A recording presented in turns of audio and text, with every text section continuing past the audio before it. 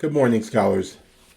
Today we're going to continue our way through Far's Homeric Greek, a book for beginners, dealing with Lesson 15, Part 1, wherein we'll look at the third declension nouns, ānαξ, παῖς, ἀνήρ, Leto, as well as irregular Zeus, Dios. I apologize ahead of time for the length of this video, but I got a little carried away because we got into the names of goddesses, and that led us into Hesiod and wonderful images. So please excuse the length, but hopefully the excursion into Greek mythology will lighten some of the dryness of our morphological exposition. Okay, here we go. So again, third declension. This declension includes stems ending in a consonant, in iota or upsilon or diphthong, and some in omega and omicron, representing omicron digamma and omicron iota. To determine whether a noun belongs to the third declension, it is necessary in most cases to know the stem, which is usually found by dropping omicron sigma of the genitive singular. Stems in iota and upsilon are classed under the consonant declension because neither of these vowels admits contraction with the case endings beginning with a vowel, herein being like a consonant. So again, here's our simplified schema of the endings of the third declension, the nominative singular characterized by sigma or nothing, genitive os, dative I, accusative singular alpha or nu, the plural s, on, se, and you can imagine that sigma will double itself sometimes in Homer, and for the accusative plural, long, alpha, sigma, or epsilon sigma. So again, you should get this schema of third declension endings in your mind really firmly, and then between that and knowledge of the stem, you should be golden in identifying the case and number of these nouns. So today we're going to look at ānαξ, παῖς, and ἀνήρ. And here you have the respective sections of Smythe if you want to go to the horse's mouth. So we'll begin with ānир, ānδρ-ός, ho. This is a very unique noun insofar as some of the phonetic things that it does. It belongs to a group of nouns that we'll look at more closely that have stems in epsilon rho varying with rho. And you see these stems ter, ta, ter, and thra. And these are active in words like thugater, thugateros, the word for daughter, mater, and pater. So we'll look at those later. But for right now, we have to see how, in this section 130, Smythe explains how the delta in ānδρ-ός is developed between nu and rho as an ānδρος of a man from ἀνδρ-ός, for ānr-ός, from ānир. Compare cinder from cineris in Latin. And then it goes on that B is developed, blah, blah, blah, blah, blah. But right now we're just concerned with the development of this D. So from ānr-ós, you see, you get ānδρος. So ānир, ānδρ-ós. Now here's our full declension then. ἀνήρ, ἀνδρ-ός, ἀνδρ, āndra, āndres, āndrôn, āndrase, āndras. So, very good. Why don't we do that again? You can repeat after me.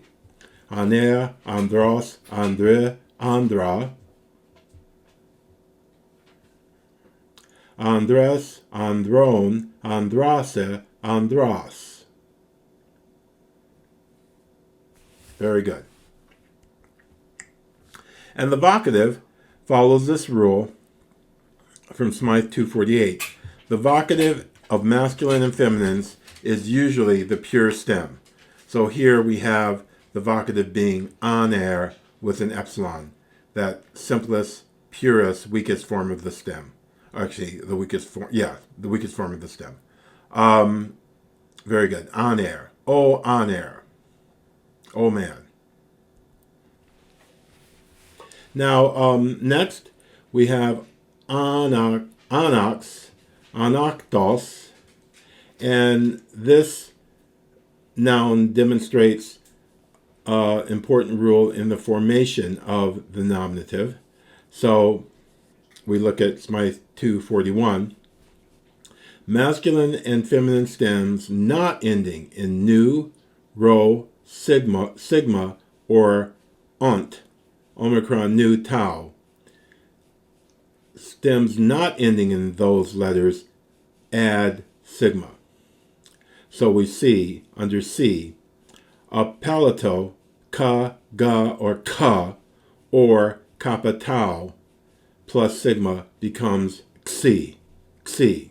So that's how we get from ӓνακτ, the stem, to ἀνάξ by 241C. A palato or kappa tau plus sigma becomes xi. So ἀνάξ. And this is one of those wonderful words that displays, actually, that show the digamma in the earlier phase of the language. So ānαξ, ἀνάκτος. And often we'll see in Homer that elision, apparent hiatus, can be traced back to this digamma, and is actually our proof that the digamma was there, something the Athenians were unaware of in the classical era, but that linguists can discover. Okay. So again, and repeat after me, you have ānαξ, ἀνάκτος, ἀνάκτε, ἀνάκτα,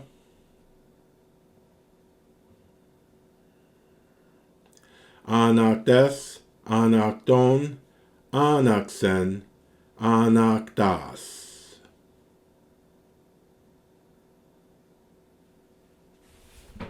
And again, the vocative is the same as the nominative, ἀνάξ, and if you're interested in pursuing that, you can look at Smythe 249 for the details.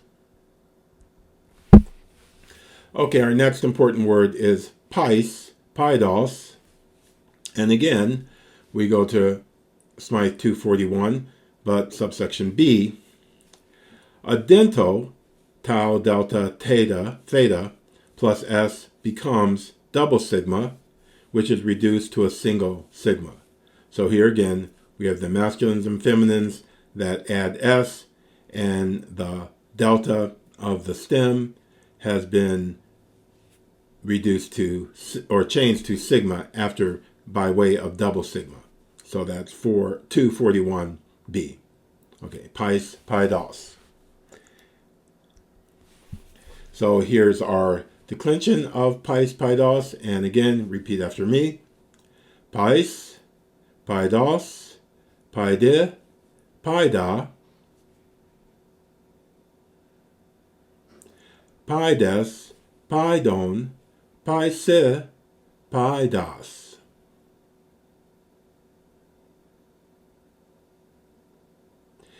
Very good. And the vocative is just simply pi, o pi, Smythe 248 for the details of that. You'll see this vocative quite a bit in Socrates' dialogues, for instance, at the early part of the symposium, where Aristophanes wants to send his slave, o pi, to go out and summon Socrates, who is delayed in meditative thought. And Aristodemus stops him from doing so. But nevertheless, o pi, the simple vocative. So decline like this is also the noun Eris, Ėridós, hey Eris, which is strife or quarrel, which we are going to see soon in the opening bit of the Iliad itself. So I thought I'd linger a little bit here about Eris. And first, we look at the dictionary entry, the lexicon entry of Crusius, and you see that Eris, Єριδός, it seems to have messed up the accent there. Oh no, the Єριδός, that's a short iota. Okay, Eris, Єριδός. And then you can also have an alternative accusative, erin, in new. Remember, the accusative of the third declension is alternatively an alpha or a new. And so you get erin, the simplified form. And erin apparently is something that you only see in the Odyssey. But first off, it means contention, strife, or discord. And secondly, it means combat, emulation, or rivalry. And that can be, you have expressions like ex-Єριδός, from rivalry, and Eris, ergoio, emulation in a work, and erida properein, to show rivalry, from the Odyssey, and erida properestai,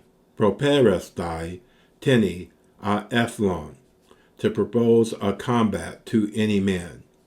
Erida properestai, teni a ethlon. That has to be from the Odyssey, where the Phaeacians are kind of digging at him, and he throws out a challenge to any of their young men. Okay, so I wanted to compare the entry of Crusius with that of the middle Lindell and Scott, which will go a little further because Crusius is just sticking with Homer. So we get again Eris, Єριδός, feminine, with the accusative both erin and erida, plural erides, later eres, which means strife, quarrel, debate, or contention. First off, in the Iliad, it's mostly of battle strife. So eridi or ex-Єριδός makestai, or eridi suni enai, to meet in battle. Eride suni emai, enai. And then theus eridi sun elasai, to set them fighting. The gods, drove them together, eridi, in fighting. Okay, in the Odyssey, it's mostly of contention, rivalry. So we have Eris ergoio, in work, and Eris ethlon. We saw that just a moment ago.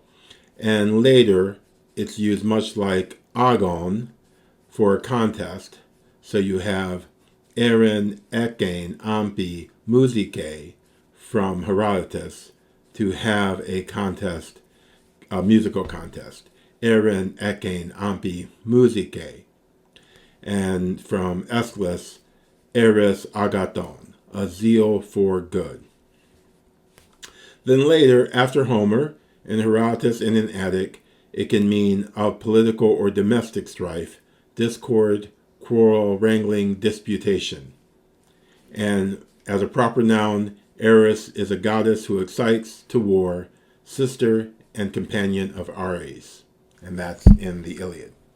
So therefore, if we go back to Crusius, he actually had a separate entry dedicated to the goddess, Eris Єριδός, a goddess, the author of fighting and contention. According to Hesiod 2:23, she is the daughter of night, and later the goddess of strife and discord. So here I just wanted to indulge myself by just looking at a little Hesiod. She is, as he says, the goddess of night, and this passage describing the children of night begins at line 211 of the Theogony. Nux deteken stugeron temoron kai ra melainan. Nux, night, gave birth to hateful fate and black death. Okay, the Greeks saw your death as something that was fated. Kera, black death.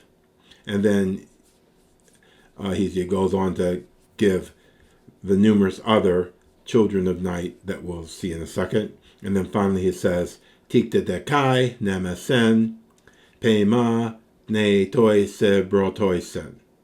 Okay, and she bore also Nemesis, a pain to mortal men.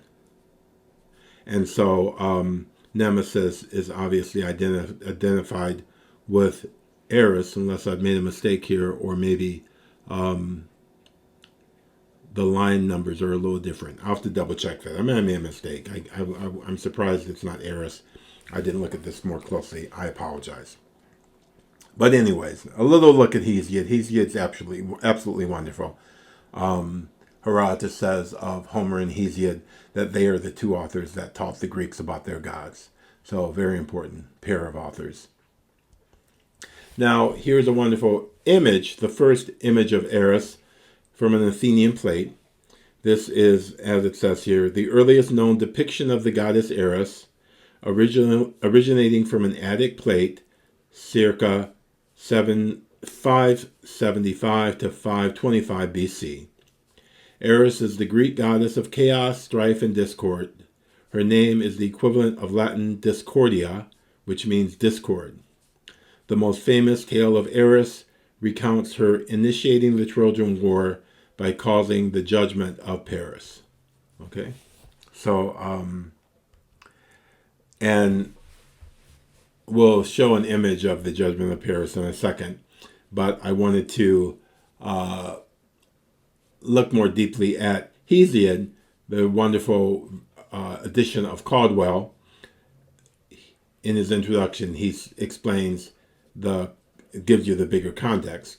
He said, Hesiod's world begins with the spontaneous emergence of four divine entities.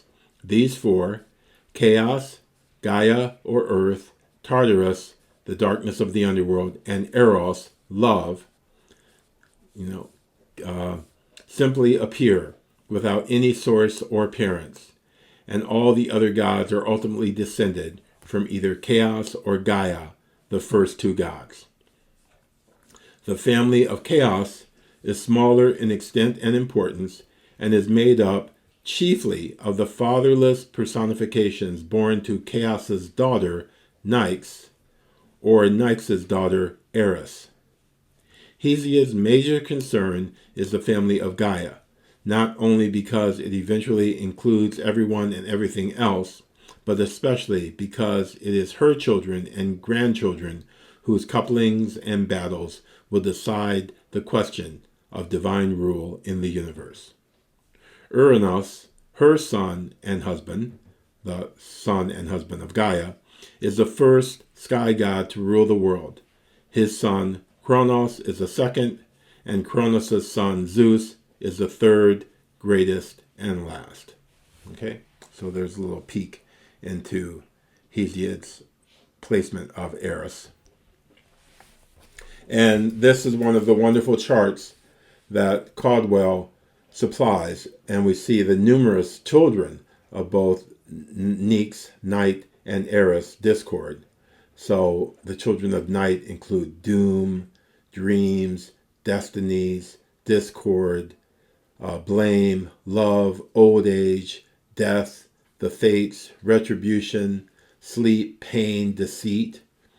And the children of Eris include hardship, battles, quarrels, murders, forgetfulness, wars, lies, disputes, starvation, ruin, anarchy, pains, oath, and stories.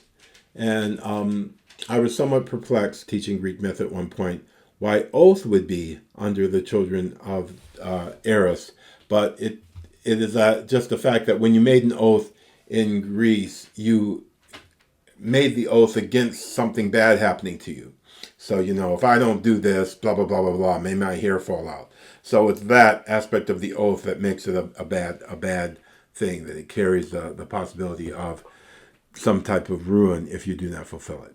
So again, I cannot recommend enough Caldwell's edition of the Theogony if you are going to invest in a work of a copy of the Theogony. Look for Caldwell's edition, which has not only these wonderful charts and an essay describing the organization of the Theogony, which is kind of hard to follow just out of the blue.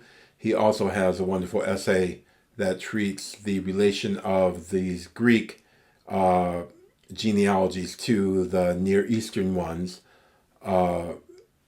and also another essay that talks about the Freudian, Jungian, psychoanalytical interpretation of these myths. So it's a tiny little book, but a wonderful, wonderful edition of the Theogony, and the translation is very literal but artful as well. So I cannot too strongly recommend the Caldwell's edition of the Theogony. So here's a picture of the judgment of Paris. You see the golden apple, which was thrown by Eris. You don't, I think, see Eris in this picture. I think I'm taking these to be the three goddesses, Hera, Athena, and Aphrodite. And I would imagine that Aphrodite is the one holding the apple. You notice that her breasts are showing, protruding there. So that would be a sign that that's Aphrodite. You see the one all the way to the left, who's most covered up. That would be Hera, because she's the god of being a wife, and so you're not showing your breast to people, and that leaves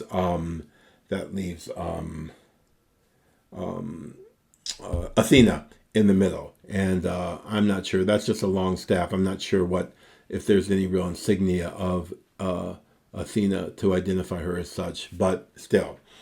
And then on the far right, that is no doubt Apollo, who is entertaining at the wedding, where the golden apple incident occurred. Okay, so enough of Eris. Now we move on to another third declension stem, that of Leto, the mother of Apollo. Apollo is the daughter of Leto and Zeus, and this comes from stems beginning in Omicron iota. Stems in Omicron iota with the nominative in omega turn iota into unwritten semivowel before the endings beginning with a vowel. So he, pe, do, persuasion is thus decline. Pe, do, petus, petoi, peto, and then vocative o, petoi. The dual and the plural are wanting. So you see this ending in eco, heko, euesto, well-being, pedo, sparing, sapo, the poet, Leto, Apollo's mother, Calypso, the woman who's holding, the goddess who's holding Odysseus captive at the opening of the Odyssey, and these Omicron iota stems are chiefly used for women's names. Okay, so as you see from Sappho, Leto, Calypso, and even Echo. So we have in our opening lines of the Iliad, Letus kai Dios Vios, describing Apollo. Letus kai Dios Vios. So who is this Leto? Latin Latona. This is from the Britannica Encyclopedia. In classical mythology, a Titan, the daughter of Coeus and Phoebe, and the mother of the god Apollo and the goddess Artemis. The chief places of her legend are Delos and Delphi. Leto, pregnant by Zeus, sought a place of refuge to give birth. She finally reached the barren island of Delos, which, according to some, was a wandering rock borne about by the waves until it was fixed to the bottom of the sea for the birth of Apollo and Artemis. The wanderings of Leto are ascribed to the jealousy of Zeus's wife Hera, who was enraged at Leto's bearing Zeus's children. The foundation of Delphi followed immediately upon the birth of Apollo. You have the famous Homeric hymns that describe these, the founding of Delphi. One of them, one of the hymns to Apollo. Leto has been plausibly identified with a Lycian goddess, Lada. She was also known as a goddess of fertility and as Chorothropos, the rearer of youths. And so here we have she's one of the Titans. Here we have an image of Leto, right, you see, in the center with the Titans on each side who are in some type of obvious struggle, because that's just what goes on, and you can read about that in Hesiod. And so, again, another chart from Caldwell's edition of the Theogony. We have the family of the Titans, and at the bottom you see Leto at the bottom, and you see Perseus, the great-grandfather of Heracles. Above, you see the two, the Okeanos and Tetes at the top, all the rivers and the nymphs, and etc., etc. And so, like I say, look at that chart: Zelos, envy; Nike, victory; Kratos, power; BA, force. It's just wonderful. The pantheons of gods, as described by Hesiod and as exposited so well by Caldwell. So next we have the declension of Zeus, which is counted among the legitimately irregular nouns insofar as it is derived from more than one stem. So we have Zeus, Dios, Dei, Dea, and vocative Oziu. So in our opening lines of the Iliad, we're going to see Dios tetele etobule, Dios tetele etobule, and again, Letos kai Dios Vios, Letos kai Dios Vios. Okay, so here's the image that I referred to earlier. This one is, oh no, I'm sorry, I didn't refer to this earlier, but this is the one of Leto and her two children. And you see on the far left is Leto. Apollo's obvious in the middle with the musical instrument, and Artemis all the way to the right with the animal right next to her, because she's the huntress. I don't see a bow, or I guess no. See, look on her back. You see the